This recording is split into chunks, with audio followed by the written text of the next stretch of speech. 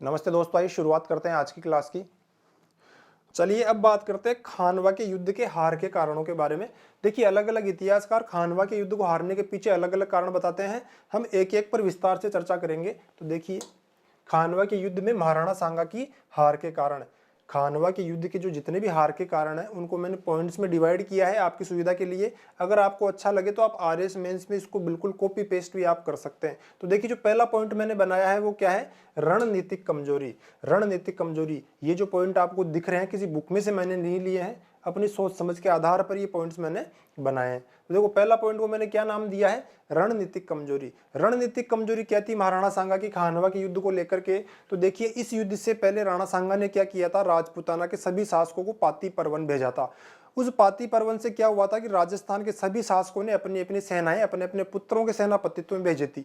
तो राणा सांगा की सेना में सेनापतियों की संख्या बहुत अधिक थी। इनकी सेना अलग अलग सेनापतियों के नेतृत्व में युद्ध कर रही थी। इनकी संपूर्ण सेना का कोई एक ही सेनापति नहीं था, इसीलिए इनकी पूरी सेना में तालमेल की कमी थी। तो एक कारण तो ये था। देखिए, लिखिए, महाराणा सांगा की सेना अलग अलग सेनापतियों के सेनापतित्व में युद्ध कर रही थी, इसीलिए इनकी संपूर्ण सेना में तालमेल की कमी थी। तालमेल नहीं था आपस में, इसीलिए इनकी सेना में तालमेल की कमी थी। दूसरी रणनीतिक कमजोरी क्या थी?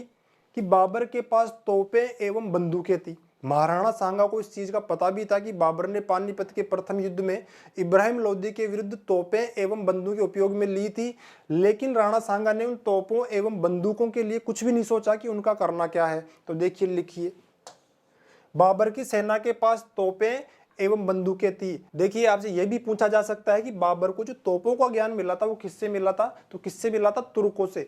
और बंदूकों का ज्ञान किससे मिला था? बाबर को बंदूक चलाना किससे सीखा था इसने? ईरानियों से। तो आप इस बात का भी ध्यान रख सकते हैं, बाबर को तोप का ज्ञान तुर्कों से, जबकि बंदूक का ज्ञान ईरानियों से मिला था। इसके अलावा क्या था कि बाबर के पास तोपें और बंदूकें तो थी, लेकिन तोपों को चलाने के लिए इसके पास दो स्पेशलिस्ट भी हुआ करते थे, जिनको तोपें चलाना, उनको सजाना बहुत अच्छे से आता था। तो उनका नाम भी आपसे पूछा जाता है। तो उनका नाम क्या है? तोपचियों का नाम क्या है? रूमी खान एवं उस्ताद अली। क्या क्या नाम है तोपचियों का? मुस्तफा रूमी खां एवं उस्ताद अली। तोपचियों की कमी तो भारत में भी नहीं है, लंबी लंबी फेंकने वाले बहुत हैं यहाँ पे। तो देखो, बाबर के तोपचियों का नाम क्या था? मुस्तफा रूमी खां एवं उस्ताद अली। आपकी नज़र में सबसे बड़ा तोपची आपका जो भी फ्रेंड है उसका नाम आप कमेंट बॉक्स में आप डालो और उसको स्क्रीनशॉट लेकर के भेजना कि आपसे बड़ा तोपची हमने आज तक नहीं देखा। तो देखिए, बाबर की सेना के पास तोपें एवं बंदूकें थी और मुस्तफा रूमी खां एवं उस्ताद अली बाबर के योग्य तोपची थे, जिनको तोपें चलाना बहुत अच्छे से आता था, सजाना बहुत अच्छे से आता था। इसके अलावा तीसरी रणनीतिक कमजोरी क्या थी राणा सांगा की, जो कि सबसे मुख्य थी मेरे हिसाब से? बाबर ने इस खानवा के युद्ध में तुलुगुमा युद्ध प्रणाली का उपयोग किया था। देखिए, भी समझाऊंगा मैं आपको। बाबर ने इस युद्ध में तुलुगुमा युद्ध प्रणाली का उपयोग किया था। तुलुगुमा युद्ध क्या होता है? तो देखिए, हम समझते हैं। एक बार आप इधर देखिएगा, ये देखिए, जो युद्ध नीति होती थी वो क्या होती थी कि मान लीजिए ये बाबर की सेना है, मान लीजिए ये बाबर की सेना है, ये बाबर की सेना है, ये यूं सजी हुई है युद्ध क्षेत्र में, और इधर महाराणा सांगा की सेना है। ये देखिए इसके सामने, ये इसके सामने कौन है? ये महाराणा सांगा के सैनिक है। अब होता क्या था कि महाराणा सांगा के सैनिकों को बाबर के केवल यही सैनिक दिख रहे हैं जो उनके सामने खड़े हैं, लेकिन ये बाबर क्या करता था? अपने कुछ सैनिकों को यहाँ पर छिपा करके रखता था, यूं ऐसे छिपा करके रखता था, आगे पीछे इस प्रकार से छिपा करके रखता था। राणा सांगा के सैनिकों को केवल बाबर की ये सेना दिख रही है, इन सैनिकों को महाराणा सांगा के सैनिक नहीं देख पा रहे हैं। होता क्या था कि जैसे युद्ध शुरू हुआ, राणा सांगा के सैनिक बाबर की सेना में घुल मिल गए, युद्ध चालू हो गया। और जब युद्ध हो रहा है तो युद्ध होने के बाद बाबर क्या करता था कि जब ये राणा सांगा के सारे सैनिक युद्ध में व्यस्त हो गए तो इन सैनिकों को भेजता था आगे पीछे से, यूं भेजता था इनको। और ये सैनिक क्या करते थे? पीछे से जाकर के राजपूतों पर वार करते थे। ये इधर से आते थे, यूं आते थे, और ऐसे आकर के राजपूतों को घेर करके मारा जाता था। तो यही तुलुगुमा युद्ध नीति थी। राणा सांगा ने इन सैनिकों को तो देखा ही नहीं, और जैसे युद्ध शुरू हुआ उसके कुछ समय के बाद में बाबर इन तुलुगुमा सैनिकों को पीछे से भेजता था और राजपूत सैनिकों को पीछे से मरवाता था। तो देखिए, बाबर ने इस युद्ध में तुलुगुमा युद्ध प्रणाली का उपयोग किया था। आपसे यह भी पूछा जा सकता है कि बाबर ने तुलुगुमा युद्ध किन से सीखा था? तो किन से सीखा था? बाबर का जन्म कहां पर हुआ था? उज्बेकिस्तान में। तो उज्बेकों से ये धोखेबाजी बाबर ने सीखी थी। देखिए तुलुगमा युद्ध बाबर ने उज्बेकों से सीखा था। इस युद्ध में क्या किया जाता है, बिना पता चले विरोधी सेना को बिना पता चले पीछे से घेर करके मारा जाता है। तो देखिए लिखिए, इस नीति में विरोधी सेना को बिना पता चले पीछे से घेर करके मारा जाता है। जबकि जो हमारे राजपूत योद्धा थे, महाराणा सांगा के सैनिक थे, वे क्या कर रहे थे, परंपरागत युद्ध लड़ रहे थे, आमने सामने का युद्ध लड़ रहे थे। उनको ऐसा लग रहा था कि जैसा हम आमने सामने तलवार लेके खड़े होते हैं, सामने वाला भी बिल्कुल हमारी तरह ही है, आमने सामने का युद्ध लड़ेगा। जबकि बाबर ने तो क्या किया, पीछे से वार किया था तुलुगमा युद्ध नीति के नाम पर। तो क्या हुआ, महाराणा सांगा की सेना बाबर की इस युद्ध नीति को, इस धोखे को समझ नहीं पाई। तो देखिए हम क्या लिखेंगे, जबकि महाराणा सांगा की सेना परंपरागत युद्ध लड़ रही थी, इसीलिए बाबर की युद्ध पद्धति को महाराणा सांगा एवं उनकी सेना समझ नहीं पाई। अब देखिए यहाँ पे आपको एक बात का और ध्यान रखना है, अगर आपसे ये पूछ लिया जाए कि तुलुगमा युद्ध नीति को अंग्रेजी में क्या कहा जाता है, अंग्रेजी में इसका क्या नाम है, तो क्या कहा जाता है तुलुगमा युद्ध नीति को, फ्लैकिंग मूवमेंट। तो आप इसका भी ध्यान रखना, अंग्रेजी में क्या कहते हैं इसको, तुलुगमा युद्ध नीति को फ्लैकिंग मूवमेंट। कई किताबों में तुलुगमा युद्ध नीति का नाम मैच लॉक मैन या मैच लॉक मूवमेंट दिया गया है, वो एकदम गलत है। क्यों गलत है, तो देखिए हमने क्या पढ़ा है, बाबर की सेना के पास तोपें एवं बंदूकें थी। उस समय जो बाबर बंदूकें उपयोग में ले रहा था, उन बंदूकों को कहा जाता है मैच लॉक मैन या मैच लॉक मूवमेंट। जिस प्रकार से आज जो आधुनिक बंदूकें हैं उनको हम क्या कहते हैं, AK-47। तो उस समय जो बाबर के पास AK-47 थी ना, उसका नाम था मैच लॉक मैन या मैच लॉक मूवमेंट। तो ठीक है दोस्तों, अब आपको एक बात और ध्यान रखनी है, अगर आप RS मेंस का एग्जाम दे रहे हैं तो आपको यह भी लिखना है कि जो बाबर की तुलुगमा युद्ध नीति थी, इसमें जो बाईं ओर है बाबर की, जो बाईं ओर की तुलुगमा सेना थी और ये जो दाईं ओर की तुलुगमा सेना थी, इनके नेतृत्वकर्ताओं के नाम भी आपको वहां पे लिखने हैं, आपको अच्छे नंबर मिलेंगे। तो देखिए जो तुलुगमा युद्ध नीति के बाईं ओर के नेता थे वो कौन थे, लिखिए उनके नाम, मुमिन अताक और रुस्तम तुर्कमान, ये कौन थे, बाईं तरफ वाले। और दाईं तरफ से कौन संचालित करता था तुलुगमा युद्ध नीति को, उनके नाम भी आप लिखिए, तरदिक, मलिक कासिम और बाबा कासका। ये कौन थे, बाबर की तुलुगमा युद्ध नीति के संचालनकर्ता, उनके नेता। इसके अलावा इस युद्ध में महाराणा सांगा की एक और रणनीतिक कमजोरी थी, वो क्या थी, तो देखिए हमने क्या पढ़ा है कि बाबर ने इस युद्ध में तुलुगमा युद्ध प्रणाली का उपयोग किया था। तुलुगमा युद्ध प्रणाली के अलावा बाबर ने एक और प्रणाली अपनाई थी इस युद्ध में, उस प्रणाली को क्या कहा जाता है, रोटेशन की पद्धति। रोटेशन की पद्धति क्या होती है कि मान लीजिए महाराणा सांगा एवं बाबर के पास, दोनों के पास बराबर सैनिक हैं, 100 सैनिक है दोनों के पास। राजपूत तो क्या करते थे, महाराणा सांगा क्या करते थे कि उन 100 को एक साथ युद्ध क्षेत्र में उतार देते थे। बाबर क्या करता था कि उन 100 में से 50 सैनिकों को तो युद्ध क्षेत्र में भेजता था और 50 सैनिकों को अपने डेरे में बैठा करके अच्छे से जूस पिलाता, ग्लूकोन डी पिलाता, उनको ऊर्जावान बना के रखता था। और जिन 50 सैनिकों को बाबर ने युद्ध क्षेत्र में भेजा है, उनको वो क्या कहता कि तुमको राजपूतों पे आक्रमण नहीं करना है, जब तुम्हारे ऊपर राजपूत आक्रमण करें तो तुम्हें केवल अपना बचाव करना है, अपने आप को जिंदा रखना है, जिससे क्या होगा कि राजपूत सैनिक तुम्हारे ऊपर वार करते करते करते करते थक जाएंगे और अंत में फिर क्या होगा कि जो 50 सैनिक मैंने यहाँ पर बैठा रखे हैं, इनको मैं तुम्हारी सहायता के लिए युद्ध क्षेत्र में भेज दूंगा और फिर तुम सब मिलकर के राजपूतों को आसानी से मार पाओगे। तो इसी पद्धति को क्या कहा जाता है, रोटेशन की पद्धति कहा जाता है। तो लिखिए, बाबर अपने सभी सैनिकों को एक साथ युद्ध के मैदान में ना भेजकर बारी बारी से युद्ध के मैदान में भेजता था, जिससे क्या होता था, जिससे थके हुए सैनिकों को फिर से ऊर्जावान बनने का समय मिल जाता था, जबकि राजपूत योद्धा पहले ही वार में अपनी ज्यादातर ऊर्जा नष्ट कर देते थे। राजपूतों की सोच क्या थी, एक साथ हमला कर दो, सारे मिलकर के एक साथ धक्का मारो, धक्का मारोगे दीवार को भी हम गिरा सकते हैं। राजपूतों के जो युद्ध का ये रवैया था कि एक साथ हमला करना है, पूरा अंदर तक सांस भर के एक ही वार में एक आदमी के 2 आदमी बना देने, एक आदमी के 2 आदमी बना दो, बात खत्म। राजपूतों की ये जो युद्ध की प्रक्रिया थी, युद्ध की प्रणाली थी, इतिहासकारों ने क्या कहा है, धक्के की प्रणाली कहा है। राजपूतों की कोई युद्ध नीति नहीं थी, उनकी निजी उपलब्धियां थी, एक आदमी के 2 आदमी बना दो, उनकी निजी उपलब्धि थी। अरे यार, ब्लेड से भी आदमी को मारा जा सकता है, जरूरी नहीं है कि आपको एक आदमी के 2 आदमी बनाए। तो देखो क्या कहा है इस प्रणाली को, राजपूतों के युद्ध के इस रवैये को इतिहासकारों ने क्या कहा है, धक्के की प्रणाली कहा है। तो चलिए दोस्तों, एक बार आप इसका स्क्रीनशॉट लीजिए। रणनीतिक कमजोरी तो हमने देख लिए, आगे बात करेंगे दूसरे कारण का।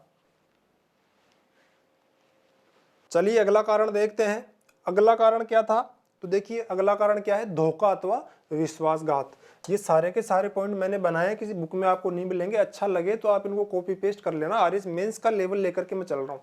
अब देखिए धोखा तो विश्वासघात क्या था, तो देखिए एक रायसीन का जागीरदार था जिसका नाम था सल्लदी तंवर, और एक नागौर का सूबेदार था जिसका नाम था खानजादा या शेखजादा।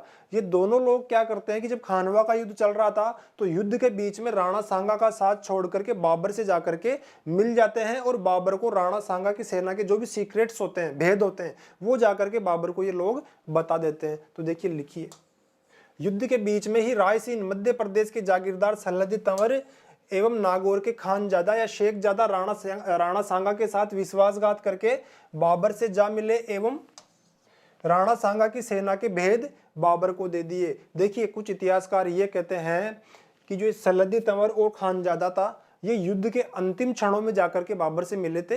तब तक तो राणा सांगा की सेना हार चुकी थी, लेकिन आप खुद के तर्क भी थोड़े विकसित कीजिए। आपको क्या लगता है, अगर मेरी बात करूं तो मैं ये कहूंगा कि भले ही ये युद्ध के अंतिम क्षणों में जाकर के बाबर से मिले, लेकिन जो व्यक्ति युद्ध के अंतिम क्षणों में जाकर के बाबर से मिल सकता है, तो इसका मतलब क्या हुआ कि उसके दिमाग में प्लानिंग पहले से चल रही होगी। राणा सांगा के लिए वो अपने पूरे जी जान से युद्ध कर ही नहीं रहा होगा, तो ये भी इसका कारण है। अब देखिए जो अगला कारण है, तीसरा कारण है। तीसरा कारण क्या है, अति आत्मविश्वास एवं दया भावना। देखिए आत्मविश्वास बहुत अच्छी चीज है, लेकिन अति आत्मविश्वास उतनी ही बुरी चीज है। अति आत्मविश्वास में आकर के महाराणा सांगा ने क्या गलती करी थी, किस प्रकार की दया दिखाई थी, तो देखिए हम पढ़ चुके हैं कि जो बयाना का युद्ध हुआ था, बयाना के युद्ध में जब महाराणा सांगा की जीत हुई थी तो महाराणा सांगा ने क्या भूल की थी कि बाबर की भागती हुई सेना का पीछा नहीं किया और बाबर की पूरी सेना को पूरी तरह से नष्ट नहीं किया। इससे क्या हुआ, इसका परिणाम क्या हुआ कि 1 महीने के बाद में महाराणा सांगा एवं बाबर के बीच खानवा का युद्ध हुआ, जिसमें महाराणा सांगा की हार हुई। अगर महाराणा सांगा बयाना के युद्ध में बाबर की भागती हुई सेना को नष्ट कर देते तो शायद खानवा का युद्ध हुआ ही ना होता। तो देखिए एक बात तो आप पहले ये लिखिए, बयाना के युद्ध की जीत के बाद अति आत्मविश्वास में आकर के महाराणा सांगा ने क्या किया था, बाबर की भागती हुई सेना पर हमला नहीं किया था। इसके अलावा अति आत्मविश्वास में आकर के महाराणा सांगा ने दूसरी गलती क्या करी थी, तो देखिए कि जब बयाना के युद्ध के बाद में बाबर की सेना भागी तो बाबर की सेना भाग करके कहां गई, फतेहपुर सीकरी। फतेहपुर सीकरी कहां है, आगरा। फतेहपुर सीकरी क्यों गए थे बाबर के सैनिक, क्योंकि अभी इस समय बाबर फतेहपुर सीकरी में रुका हुआ है। महाराणा सांगा के सामंतों ने महाराणा सांगा से बयाना की जीत के बाद में यह कहा कि हमें फतेहपुर सीकरी पर आक्रमण करके बाबर एवं उसकी सेना को नष्ट कर देना चाहिए। तो महाराणा सांगा ने क्या कहा कि बिल्कुल हम फतेहपुर सीकरी पर आक्रमण करेंगे, लेकिन फतेहपुर सीकरी चलने से पहले मुझे भुसावर में कुछ काम है, हम भुसावर होते हुए चलेंगे। तो महाराणा सांगा ने क्या गलती करी कि फतेहपुर सीकरी जाने वाला सीधा रास्ता तो इन्होंने छोड़ दिया और कहां पहुंचे, भुसावर पहुंचे। और ऐसा कहा जाता है कि महाराणा सांगा एवं उनकी सेना 1 माह तक, लगभग 1 माह तक भुसावर में रुकी रही। तो देखिए लिखिए एक बार, बयाना के युद्ध के बाद बाबर ने खानवा के युद्ध के लिए अपना सैनिक डेरा आगरा के निकट फतेहपुर सीकरी में स्थापित किया था। खानवा के युद्ध के लिए महाराणा सांगा ने फतेहपुर सीकरी जाने वाला सीधा मार्ग छोड़कर कौन से मार्ग से गए थे, भुसावर होते हुए। तो देखिए सीधा मार्ग छोड़कर भुसावर से जाने वाला लंबा एवं टेढ़ा मेढ़ा रास्ता चुना एवं लगभग 1 महीने तक ये कहां रुके रहे, भुसावर में रुके रहे। अब देखिए बाबर को 1 महीने का समय मिल गया। बाबर ने क्या किया, बाबर ने खानवा के मैदान में जाकर के अपनी सैनिक तैयारियां पूरी कर ली। और ऐसा कहा जाता है कि महाराणा सांगा युद्ध से केवल 4 दिन पहले पहुंचे थे। खानवा का युद्ध कब हुआ था, 17 मार्च सन 1527 ईस्वी को, और महाराणा सांगा खानवा के मैदान में कब पहुंचे, 13 मार्च सन 1527 ईस्वी को, लगभग 4 दिन पहले। तो इससे क्या हुआ, महाराणा सांगा को खानवा के मैदान पर युद्ध की तैयारियां करने का बहुत कम समय मिला था। तो देखिए लिखिए, और तुरंत ही युद्ध ना करके बाबर को युद्ध की तैयारी करने का समय दे दिया, क्योंकि भुसावर में 1 महीने रुके हुए थे। तो इसमें क्या हुआ, बाबर को युद्ध की तैयारियां करने की समय मिल गया बाबर को। और क्या हुआ, इस समय में बाबर ने खानवा के मैदान में अपनी सैनिक तैयारियां पूरी कर ली, जबकि महाराणा सांगा युद्ध से केवल 4 दिन पहले 13 मार्च को ही वहां पे पहुंचे थे। तो देखिए राणा सांगा की सेना युद्ध से केवल 4 दिन पहले ही 13 मार्च को खानवा पहुंची और 17 मार्च को युद्ध शुरू हो गया। देखो यहाँ पे इस बात का भी ध्यान रखना, ये जो भुसावर नामक स्थान है वर्तमान में कहाँ पे आता है, वर्तमान में राजस्थान के भरतपुर जिले में ही आता है। आपसे पूछा जा सकता है कि खानवा के युद्ध से पहले महाराणा सांगा कहाँ रुके थे, तो कहाँ रुके थे, भुसावर में रुके थे। और वर्तमान में भुसावर कहाँ पे आता है, वर्तमान भरतपुर जिले में। अब देखिए यहाँ पे आप एक बात और समझिए कि बयाना के युद्ध के बाद में जो बाबर की सेना बयाना के दुर्ग को छोड़ करके भागी थी वो कहाँ पहुंची, फतेहपुर सीकरी पहुंची, क्योंकि बाबर कहाँ रुका हुआ है, फतेहपुर सीकरी में रुका हुआ है। बाबर के जो भागे हुए सैनिक फतेहपुर सीकरी पहुंचे तो इन्होंने क्या किया, भागे हुए सैनिकों ने क्या किया, बाबर एवं उसकी सेना के सामने राजपूतों की बड़ाइयां करनी शुरू कर दी कि राजपूतों से युद्ध करना मुगलों के बस की बात नहीं है। इससे क्या हुआ, बाबर की संपूर्ण मुगल सेना में राजपूतों का भय व्याप्त हो गया और बाबर की सेना ने खानवा का युद्ध लड़ने हेतु मना कर दिया। लेकिन बाबर ने क्या किया, साम दाम दंड भेद कैसे न कैसे करके अपने मुगल सैनिकों को राजपूतों के विरुद्ध खानवा का युद्ध लड़ने हेतु मना लिया। बाबर क्या करता है इस समय में, जो 1 महीने का समय बचा था, देखो सांगा तो कहां पर है अभी, भुसावर में रुके हुए हैं, बिल्कुल निश्चिंत है, अति आत्मविश्वास में आकर के कि देख लेंगे बाबर को, बाबर कौन है। बाबर क्या कर रहा है, पहले तो उसने अपनी सेना को तैयार किया खानवा का युद्ध लड़ने हेतु, उसमें उत्साह का संचार किया और बयाना के युद्ध के 2-4 दिन बाद में ही वो खानवा के मैदान पर पहुंच जाता है और खानवा के मैदान पे आकर के अपनी सैनिक तैयारियां करना शुरू कर देता है। सबसे पहला काम बाबर ने क्या किया, खानवा के मैदान पे पहुंच करके कि एक अच्छे उचित स्थान का चुनाव किया, अच्छी जगह का चुनाव किया कि हमारी सेना किस ओर से युद्ध करेगी। दूसरा काम क्या किया बाबर ने कि अपने पीछे की साइड में बड़ी बड़ी खाइयां खुदवा दी, जिससे क्या हुआ कि पीछे से आक्रमण होने का कोई भय नहीं रहेगा, क्योंकि गहरी और बड़ी खाइयां खुदवा दी तो पीछे से कोई धोखे से कोई आक्रमण नहीं कर पाएगा। तीसरा काम बाबर ने क्या किया कि बाबर को ये बहुत अच्छे से पता था कि राजपूत मरने से नहीं डरते हैं, इसीलिए बाबर को यह डर था कि हो सकता है महाराणा सांगा ये सोच करके बैठे हैं कि 10-5 हजार राजपूत भले ही मारे जाए, हमको बाबर की तोपों पर कब्जा करना है। तो बाबर ने क्या किया, जो उसके पास तोपें थी उन सभी तोपों को एक लाइन में रखवा करके जंजीरों से आपस में बंधवा दिया कि मान लीजिए राजपूत अगर उन तोपों तक पहुंच भी जाएं तो उन पर कब्जा करके मुगल सेना पे उनका उपयोग ना कर पाए। तो बाबर इस प्रकार की तैयारियां कर रहा था, जबकि राणा सांगा क्या कर रहे थे, भुसावर में रुके हुए थे, अति आत्मविश्वास में थे और निश्चिंत थे और युद्ध के लगभग 4 दिन पहले ही खानवा पहुंचे थे। तो इसीलिए क्या हुआ, ये अति आत्मविश्वास में आकर के जो राणा सांगा की हार हुई खानवा के युद्ध में, उसका एक कारण ये भी था। तो चलिए दोस्तों एक बार आप इसका स्क्रीनशॉट लीजिए, फिर हम अगला कारण देखेंगे। चलिए अब देखिए महाराणा सांगा की हार का अगला कारण क्या था, धार्मिक कारण। देखिए हुआ क्या था, हमने पिछली स्लाइड में भी क्या बात करी है कि बयाना के युद्ध के बाद जो बाबर के भागे हुए सैनिक थे, जब वे फतेहपुर सीकरी पहुंचे तो उन्होंने क्या किया, भागे हुए सैनिकों ने क्या किया, बाबर की सेना में ये प्रचार कर दिया कि हम राजपूतों से कभी भी कोई युद्ध नहीं जीत पाएंगे, इसीलिए काबुल चलने में फायदा है अपना। बाबर की सेना पूरी तरह डर चुकी थी और उसी समय क्या हुआ था कि काबुल से एक ज्योतिषी आया हुआ था बाबर के पास, उस ज्योतिषी का नाम था मोहम्मद शरीफ। मोहम्मद शरीफ ने भी क्या किया, बाबर की सेना में इस प्रकार का प्रचार कर दिया, इस प्रकार का मैसेज दे दिया कि बाबर के ग्रह अभी बाबर के अनुकूल नहीं है, इसीलिए खानवा के युद्ध में बाबर की हार निश्चित है। तो देखिए पहली बात तो आप यही लिखिए, खानवा के युद्ध से पहले काबुल से आए हुए एक ज्योतिषी ने, मोहम्मद शरीफ ने यह कहा कि अभी बाबर के ग्रह बाबर के अनुकूल नहीं है, इसीलिए इस खानवा के युद्ध में बाबर एवं उसकी सेना की हार निश्चित है। ऐसा कौन कहता है, काबुल से आया हुआ ज्योतिषी मोहम्मद शरीफ।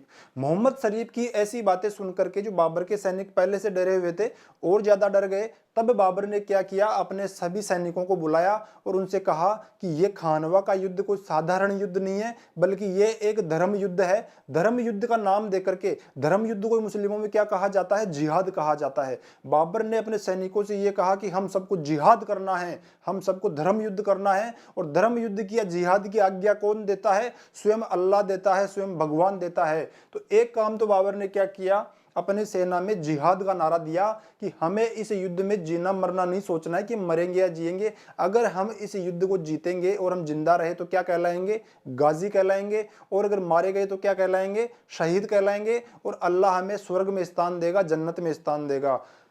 और क्या किया बाबर ने एक राजनीति खेली यहाँ पे अपने सैनिकों के साथ। उस समय बाबर अपने मुस्लिम सैनिकों से या मुस्लिमों से जो भी लोग थे उनसे एक कर लिया करता था, टैक्स लिया करता था। उस टैक्स को क्या कहा जाता था, तमगा कर। बाबर ने क्या किया, मुस्लिमों से लिया जाने वाला तमगा कर माफ कर दिया कि आज के बाद में आपसे किसी भी प्रकार का कोई तमगा कर नहीं लिया जाएगा। तो देखिए लिखिए, बाबर ने इस युद्ध को धार्मिक रंग दे दिया तथा उसने इस युद्ध में जिहाद का नारा दिया, धर्म युद्ध का नारा दिया। साथ ही बाबर ने बयाना के युद्ध में मिली हार के बाद उसने उस समय मुस्लिमों से लिया जाने वाला कौन सा कर माफ किया था, तमगा कर। देखिए उस समय मुस्लिमों से लिया जाने वाला तमगा कर माफ कर दिया। इसके अलावा बाबर ने अपने सैनिकों के साथ किस प्रकार का धार्मिक खेल खेला? तो देखिए ऐसा कहा जाता है कि खानवा के युद्ध से पहले तक, बयाना के युद्ध तक बाबर शराब पिया करता था। और ऐसा कहा जाता है कि इस्लाम में शराब पीना हराम होता है। जो व्यक्ति मुसलमान होकर के शराब पीता है, इसका अर्थ क्या है कि वो सच्चा मुसलमान नहीं है। दूसरा क्या है कि मुस्लिमों में दाढ़ी रखने की परंपरा है बिना मूछों के। बाबर दाढ़ी भी नहीं रखता था, बिल्कुल क्लीन शेव रहता था। तो बाबर ने 2 प्रतिज्ञाएं करी धार्मिक आधार पे कि आज के बाद में मैं शराब को हाथ भी नहीं लगाऊंगा, पीना तो बहुत दूर की बात है। और दूसरा कि इस्लामिक जीवन के अनुसार बिना मूछों के अपनी बड़ी बड़ी दाढ़ी रखूंगा। तो देखिए लिखिए। इसके अलावा बयाना की हार के बाद बाबर ने जीवन में कभी भी शराब का सेवन नहीं करने एवं दाढ़ी ना कटवाने की प्रतिज्ञा करी। और क्या किया, बाबर ने अपने सभी सैनिकों को बुलाया और बाबर के पास जितने भी सोने चांदी के बर्तन थे, उन सभी सोने चांदी के बर्तनों को मंगवा करके इसने तुड़वा दिया और तुड़वा करके अपनी सेना में उनको बंटवा दिया। और अपनी सेना को यह मैसेज दिया कि देखो, मुझे रुपए पैसे का कोई मोह नहीं है, सोने चांदी का कोई मोह नहीं है। ये जो मैं खानवा का युद्ध लड़ रहा हूं, ये केवल और केवल जिहाद के लिए मैं लड़ रहा हूं। मुझे किसी राज सत्ता का लोभ नहीं है, मुझे राज्य नहीं चाहिए, मुझे कोई सत्ता नहीं चाहिए, किसी प्रकार का रुपया पैसा मुझे नहीं चाहिए।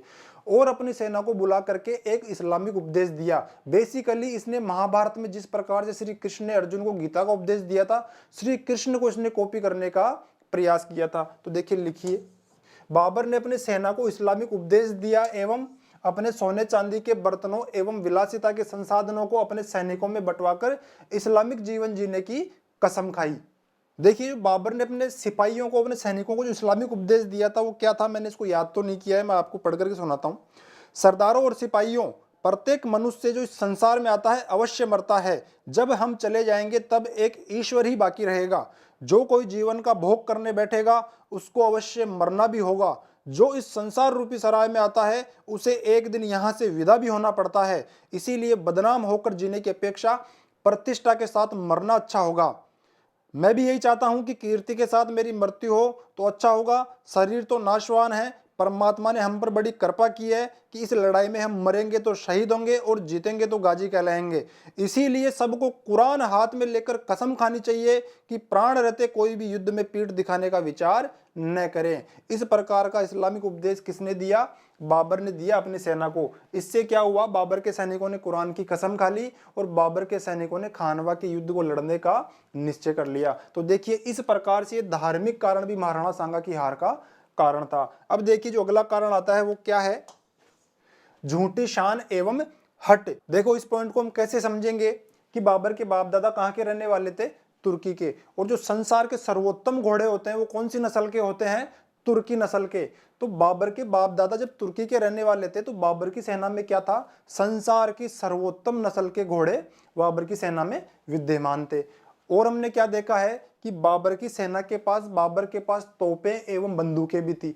जिससे क्या था कि जो बाबर की सेना में घोड़े थे उनको तोपों के गोलों की आवाज में, बंदूकों की आवाज में लड़ने का अभ्यास था, भी बिदगते नहीं थे, डरते नहीं थे। जबकि जो राजपूत सेना थी उसमें क्या था कि जो उनके सरदार थे, सेनापति थे, वो तो ऊंचे ऊंचे हाथियों पर बैठे थे और उनकी ज्यादातर सेना पैदल थी। तो देखिए लिखिए, बाबर की सेना में अच्छी नस्ल के तुर्की घोड़े जिनको तोपों एवं बंदूकों की आवाज में युद्ध लड़ने का अभ्यास था एवं घुड़सवारों की संख्या अधिक थी। जबकि महाराणा सांगा की सेना में ज्यादातर सैनिक पैदल एवं उनके सरदार हाथियों पर सवार थे। हाथियों पर सवार होने का क्या नुकसान था? देखिए, उनके सरदार हाथियों पर सवार थे। हाथियों पर सवार होने का नुकसान ये था कि जो महाराणा सांगा और उनके जो बड़े बड़े सेनापति थे वे हाथियों पर बैठे होने के कारण इतने बड़े खानवा के मैदान में बाबर के निशानेबाजों को दूर से ही नजर आ रहे थे और बाबर के निशानेबाज इन सेनापतियों पर और महाराणा सांगा पर इजीली निशाना साध पा रहे थे। आगे युद्ध में हुआ भी ऐसा ही कि जब महाराणा सांगा हाथी पर बैठ करके युद्ध लड़ रहे थे तो कहीं से एक तीर उड़ता हुआ आया और महाराणा सांगा के सर पे लगा, जिससे क्या हुआ था, महाराणा सांगा मूर्छित हो गए थे। और जब महाराणा सांगा को खानवा के युद्ध क्षेत्र से बाहर ले जाया गया तो पीछे से राजपूत सेना खानवा के युद्ध को हार गई थी। तो देखिए लिखिए, हाथियों पर सवार होने के कारण राणा सांगा एवं उनके बड़े बड़े सरदार दूर से ही नजर आ रहे थे, जिससे बाबर के निशानेबाज उन पर सुगमता से निशाना साध पा रहे थे। इसके अलावा झूठी शान एवं हट में पड़ के राजपूत योद्धाओं ने अगली गलती क्या की थी?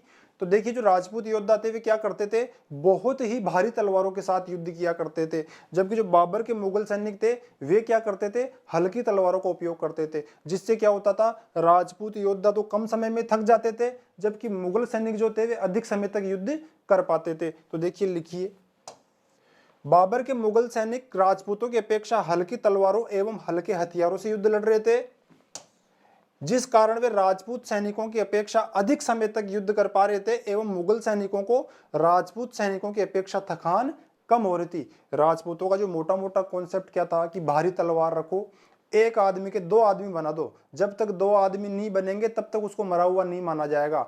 गले पे हल्का सा कट लगने से भी आदमी मर जाएगा, 5-10 मिनट बाद में मर जाएगा, 1-2 घंटे बाद में मर जाएगा। लेकिन राजपूतों को तो क्या था, एक आदमी के दो आदमी बनाने, देख ले भैया, एक आदमी के दो आदमी बना दिए।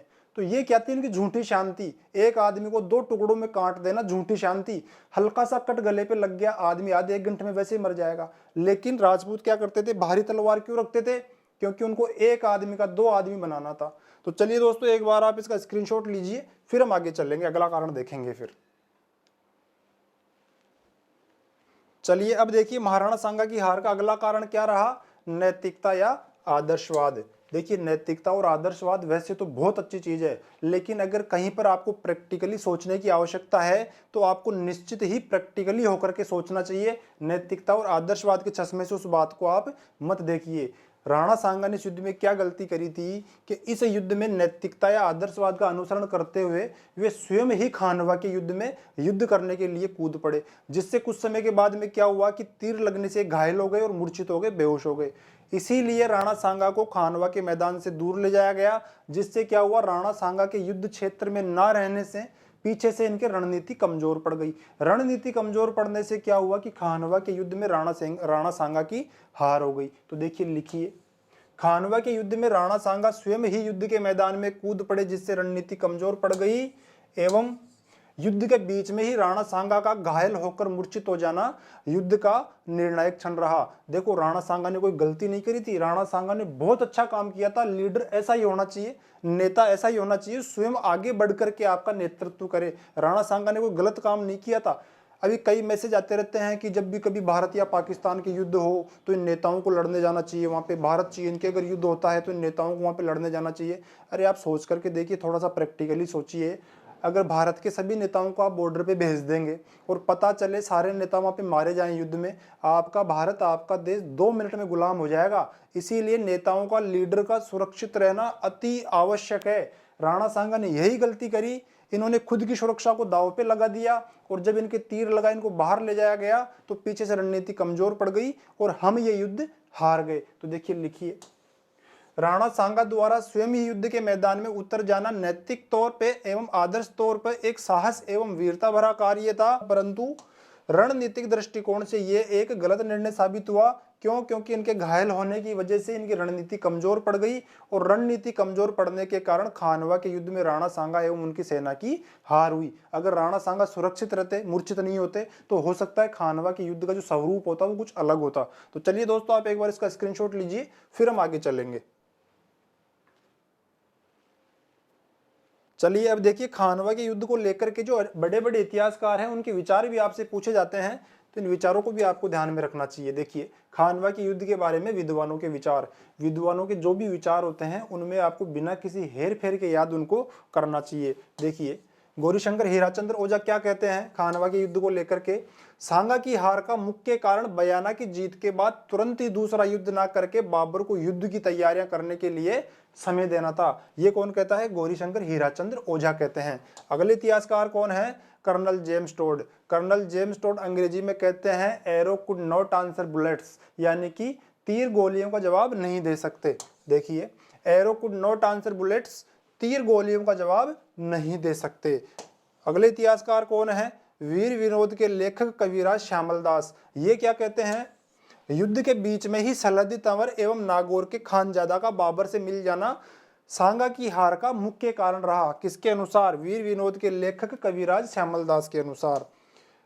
एक और इतिहासकार हैं, इनका नाम है एल फिंस्टन। एल फिंस्टन क्या कहते हैं? तो देखिए अगर राणा सांगा मुसलमानों की पहली घबराहट पर ही आगे बढ़ जाता तो सांगा की जीत क्या थी, निश्चित थी। ये कौन कहता है, एल्फिंस्टन। तो चलिए दोस्तों एक बार आप इसका भी स्क्रीनशॉट ले लीजिए, फिर हम आगे चलेंगे। चलिए अब देखिए, हमने खानवा का युद्ध तो करीब करीब पूरा पढ़ लिया है, लेकिन खानवा के युद्ध से पहले की एक छोटी सी घटना का आपको ध्यान रखना है। खानवा के युद्ध को शुरू होने से पहले बाबर का एक सेनापति होता है जिसका नाम होता है अब्दुल अजीज। अब्दुल अजीज महाराणा सांगा के डेरे पर आक्रमण कर देता है खानवा का युद्ध होने से पहले ही। तो देखिए, लिखिए, खानवा के युद्ध से पूर्व राणा सांगा पर बाबर के सेनापति अब्दुल अजीज का आक्रमण। देखिए हमने क्या पढ़ा है, राणा सांगा की सेना खानवा के मैदान में कब पहुंची थी, 13 मार्च सन 1527। जबकि खानवा का युद्ध कब हुआ था, 4 दिन बाद में, 17 मार्च सन 1527 को। जब राणा सांगा की सेना 4 दिन पहले खानवा के मैदान पर पहुंची तो इस अब्दुल अजीज ने क्या किया, ये सोचा कि राणा सांगा एवं उनकी सेना थकी हुई होगी, मैं आज रात को जाकर ही राणा सांगा की सेना पर आक्रमण कर दूंगा और उनकी सेना में भगदड़ मचा दूंगा। तो इस अब्दुल अजीज ने क्या किया, रात के समय में राणा सांगा की सेना पर, राणा सांगा के डेरे पर आक्रमण किया।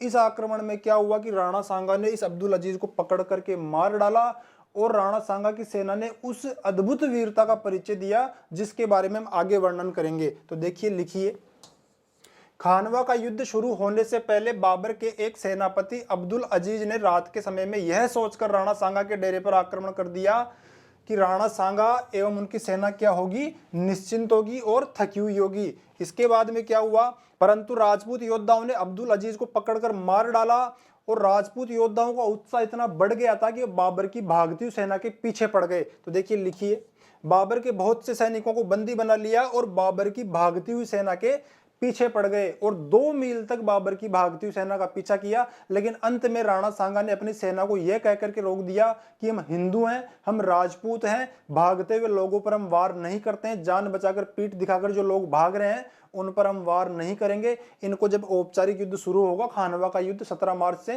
तब हम इनको युद्ध क्षेत्र में देखेंगे। तो देखिए, लिखिए, 2 मील तक पीछा करने के बाद राणा सांगा ने अपने सैनिकों को रोक दिया। ये जो घटना हुई थी, इस घटना को लेकर के एक अंग्रेज इतिहासकार हैं, उनका भी एक मत है, तो मत भी आपको ध्यान रखना चाहिए। देखिए, इस घटना पर एक अंग्रेज इतिहासकार स्टैनली लेनपूल ने क्या कहा है वो देखिए, राजपूतों की शूरवीरता और प्रतिष्ठा के उच्च भाव उन्हें साहस और बलिदान के लिए इतना उत्तेजित कर देते थे कि जिनका बाबर के अर्धसभ्य सैनिकों के ध्यान में आना भी कठिन था।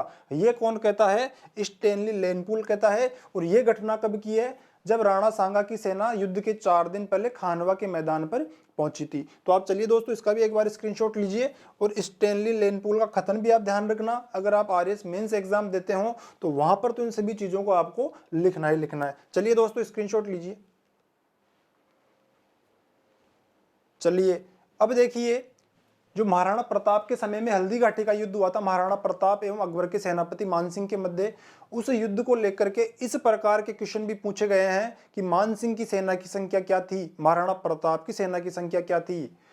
अभी तक खानवा के युद्ध में जो सेनाओं की संख्या थी उसको लेकर के कोई प्री एग्जाम में या वनडे एग्जाम में क्वेश्चन नहीं पूछे गए हैं, लेकिन आरएस मेंस अगर आप देते हैं तो आरएस मेंस में आपको सेनाओं की संख्या भी लिखनी है और हो सकता है भविष्य में इस प्रकार के क्वेश्चन आपसे पूछ लिए जाए। तो देखिए, ज्यादातर इतिहासकार क्या करते हैं, यहाँ पे एक ही पक्ष की सेना की संख्या बताते हैं, दोनों पक्षों की जो सेना की संख्या है किसी भी इतिहासकार ने नहीं बताई है। और देखो जो बाबर क्या कहता है खुद अपने बारे में कि जब मैं काबुल से भारत पर आक्रमण करने के लिए निकला था तो मेरे साथ केवल और केवल 12,000 सैनिक थे। तो एक बार आप इसका भी स्क्रीनशॉट ले लीजिए। अगर आप आरएस मेंस दे रहे हैं तो वहां पर तो आपको ये लिखनी ही लिखनी चाहिए इन इतिहासकारों का रेफरेंस दे करके। तो चलिए एक बार आप इसका स्क्रीनशॉट लीजिए, फिर हम आगे चलेंगे। चलिए अब देखिए, खानवा के युद्ध के बाद में जो घटनाक्रम रहा उस पर भी थोड़ी सी बातचीत करते हैं। हमने क्या देखा है कि युद्ध के बीच में महाराणा सांगा तीर लगने से घायल हो गए थे और सिरोही के शासक अखेराज देवड़ा इनको दौसा के बसवा स्थान पर लेके आ गए थे। कुछ समय के बाद में जब राणा सांगा को होश आया तो होश में आने के बाद में राणा सांगा ने खानवा के युद्ध का परिणाम पूछा अपने सामंतों से। जब राणा सांगा को यह पता चला कि खानवा के युद्ध में राजपूत सेना की हार हुई है तो राणा सांगा बड़े दुखी हुए और इन्होंने एक प्रतिज्ञा करी कि मैं बाबर को हराए बगैर अपनी राजधानी चित्तौड़ में प्रवेश नहीं करूंगा और तब तक अपनी पगड़ी भी धारण नहीं करूंगा। तो ये 2 प्रतिज्ञाएं किसने करी, महाराणा सांगा ने। देखिए, खानवा के युद्ध पश्चात घटनाक्रम। खानवा के युद्ध में हार के बाद राणा सांगा ने प्रतिज्ञा करी थी कि जब तक वे बाबर को हरा नहीं देंगे तब तक अपनी राजधानी चित्तौड़ में प्रवेश नहीं करेंगे एवं पगड़ी भी धारण नहीं करेंगे। इसीलिए राणा सांगा ने क्या किया, चित्तौड़ तो ये गए नहीं, तो ये कहां जाते हैं, खानवा के युद्ध के बाद में रणथंबोर चले जाते हैं। और रणथंबोर जाकर के क्या करते हैं कि जो रणथंबोर का दुर्ग होता है वो अपनी छोटी रानी हाडी रानी कर्मावती एवं उनके पुत्रों विक्रमादित्य एवं उदय सिंह को स्थायी रूप से दे देते हैं। और जो कर्मावती का भाई होता है हाड़ा सूरजमल को अपने एवं कर्मावती के पुत्रों विक्रमादित्य एवं उदय सिंह का संरक्षक नियुक्त कर देते हैं। तो देखिए लिखिए, खानवा के युद्ध में सांगा के हारने से भारत में मुगल सत्ता की स्थापना हुई थी।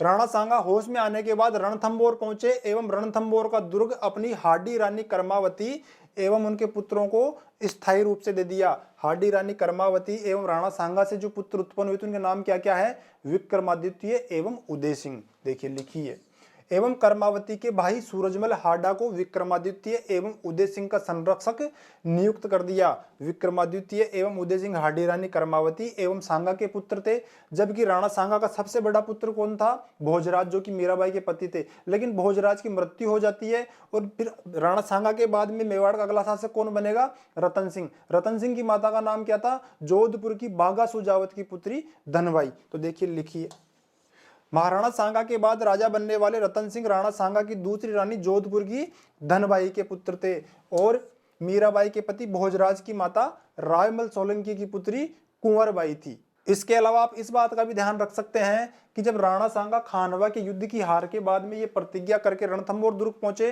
तो रणथंबोर जाने के बाद में राणा सांगा इस हार से बड़े दुखी थे, किसी से मिलते जुलते नहीं थे, किसी से बातचीत नहीं करते थे। दुर्ग के अंदर अपने आप को इन्होंने बंद कर लिया था। कुछ समय के बाद में क्या हुआ, एक बारहेट व्यक्ति था जिसका नाम था सौदा बारहेट जामणा या टोडरमल चांचल्या। टोडरमल चांचल्या राणा सांगा से मिलने के लिए रणथंबोर आता है और ये टोडरमल चांचल्या क्या करता है, राणा सांगा को कुछ मोटिवेशनल सॉन्ग सुनाता है, कुछ मोटिवेशनल गाने महाराणा सांगा को सुनाता है। उन गानों को सुनकर के राणा सांगा क्या करते हैं, इनमें फिर से उत्साह का संचार होता है और ये इस बात का इंतजार करने लगते हैं कि मुझे बाबर से अगले युद्ध का मौका कब मिलेगा। तो देखिए होता क्या है, राणा सांगा का एक सामंत था जिसका नाम था मेदिनी राय। मेदिनी राय कहाँ का जागीरदार था, चंदेरी। चंदेरी कहाँ पर आता है, मध्य प्रदेश में। कुछ समय के बाद में बाबर क्या करता है, इस चंदेरी के जागीरदार पर आक्रमण करने की योजना बनाता है और महाराणा सांगा को इस बात का पता चलता है कि बाबर मेरे जागीरदार मेरे सामंत मेदिनी राय पर आक्रमण करने के लिए ईरीज के मैदान में आगे बढ़ रहा है। तो राणा सांगा भी क्या करते हैं, अपने सभी सामंतों को पत्र लिखते हैं और यह कहते हैं कि मैं ईरीज पहुंच रहा हूं, आप भी तुरंत अपने अपनी सेनाओं को लेकर के ईरीज पहुंचिए। तो देखिए क्या हुआ, लिखिए, बाबर ने खानवा के युद्ध के बाद चंदेरी एमपी के मेदिनी राय पर आक्रमण करने की योजना बनाई। इसीलिए महाराणा सांगा बाबर से पुनः युद्ध करने एवं मेदिनी राय की सहायता करने हेतु ईरीज के मैदान पर आ पहुंचे। महाराणा सांगा के बुलावे के बाद में क्या होता है कि जो उनके सहयोगी राजा होते हैं, सामंत होते हैं, जागीरदार होते हैं, वे भी अपनी अपनी सेनाएं लेकर के कहां पहुंचते हैं, ईरीज के मैदान की ओर पहुंचते हैं। और ईरीज का जो मैदान है कहां पर है, मध्य प्रदेश में। ये देखो एमपी का अर्थ क्या है, मध्य प्रदेश है। लेकिन जो महाराणा सांगा एवं उनकी सेनाओं के डेरे लगते हैं वो कहां पर लगते हैं, कालपी नामक स्थान पर। इस ईरीज के मैदान के पास में एक कालपी नाम का स्थान था। उस कालपी नामक स्थान पर महाराणा सांगा की सेनाएं अपने अपने डेरे स्थापित करती है। लेकिन जो महाराणा सांगा के सामंत थे, महाराणा सांगा से खूब डरते थे, इनका खूब सम्मान भी किया करते थे। इनके बुलावे पर अपनी अपनी सेनाएं लेकर ईरीज के मैदान पर तो आ गए, लेकिन वास्तव में वे लोग बाबर से युद्ध नहीं करना चाहते थे।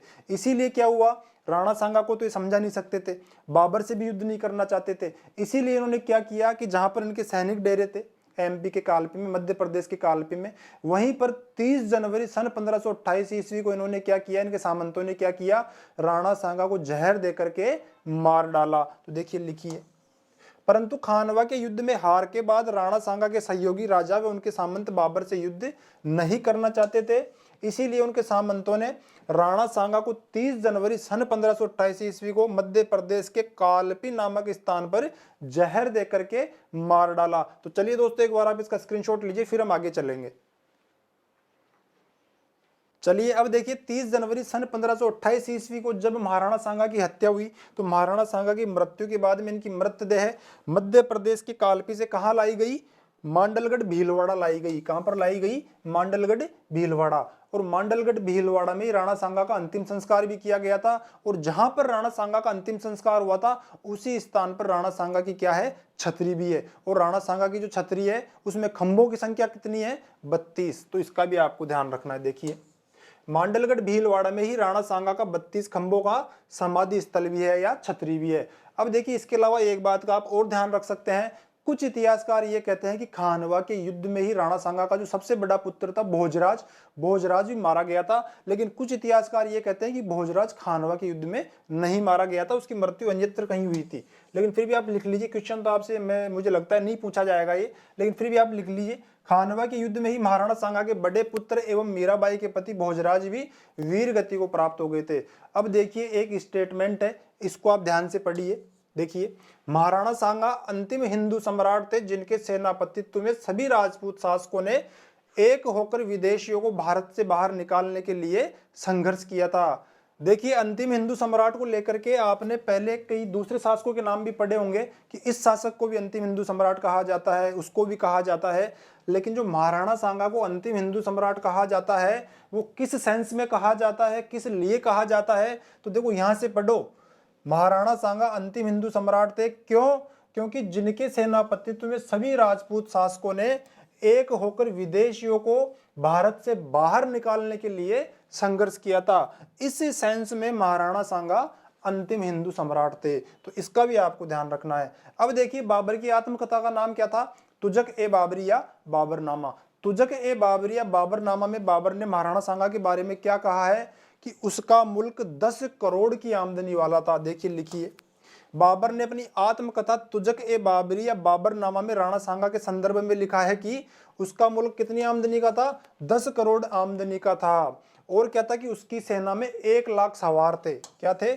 उसकी सेना में 1 लाख सवार थे। उसके साथ 7 राजा, देखिए लिखिए, उसके साथ 7 राजा, 9 राव और 104 छोटे सरदार, 104 छोटे सरदार रहा करते थे। और क्या कहता है बाबर यह कहता है कि राणा सांगा के पुत्र भी यदि राणा सांगा जैसे ही वीर एवं योग्य होते तो भारत में कभी भी मुगल सत्ता की स्थापना नहीं हो पाती। लिखिए बाबर ने यह भी कहा है कि अगर सांगा के पुत्र भी सांगा की तरह योग्य एवं वीर होते तो हिंदुस्तान में कभी भी मुगल सत्ता स्थापित नहीं हो पाती। अब इस बाबर को यह पता थोड़ी ना था कि राजस्थान में बाप और बेटे की तो कोई बातचीत होती नहीं है, कम्युनिकेशन है ही नहीं। मैं तो ये मानता हूं कि राजस्थान इंडिया का एक ऐसा स्टेट है जहां पर बाप और बेटे में बातचीत होती नहीं है।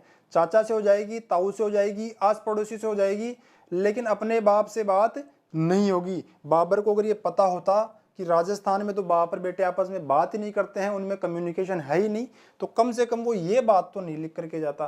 भाई जब राणा सांगा अपने पुत्रों से बात ही नहीं करते होंगे तो राणा सांगा के गुण उनमें कैसे आते? कम्युनिकेशन जब होता ही नहीं है बाप के और बेटे के राजस्थान में, तो गुण आना भी असंभव है। तो चलिए दोस्तों, ये एक तो ये बात हो गई। अब इसके अलावा क्या है, देखो एक छोटा सा कंफ्यूजन है वो भी आप दूर कर लो। बाबर ने अपनी आत्मकथा में क्या लिखा है, ये सब बातें लिखिए कि 10 करोड़ की आमदनी वाला उसका मुल्क था, उसकी सेना में 1 लाख सवार थे, उसके साथ 7 राजा, 9 राव, 104 छोटे सरदार रहा करते थे। मैंने आपको क्या बताया है, ये बात कौन कह रहा है? खुद बाबर कह रहा है अपनी आत्मकथा तुजक ए बाबरी में। लेकिन यूट्यूब पे कुछ बड़े शिक्षकों ने ये पढ़ा रखा है कि ये बात कौन कहता है, सारी की सारी कर्नल जेम्स टोड कहता है। गोपीनाथ शर्मा की पुस्तक के अनुसार मैंने आपको पढ़ाया है, उसमें कौन कह रहा है ये बातें बाबर ही कह रहा है। तो आप इसको निश्चिंत होकर के याद कर सकते हैं। तो चलिए दोस्तों, आज की क्लास में हम केवल इतना ही करेंगे। मिलते हैं जल्दी अगली क्लास को लेकर, तब तक के लिए आपका बहुत बहुत धन्यवाद। नमस्ते दोस्तों।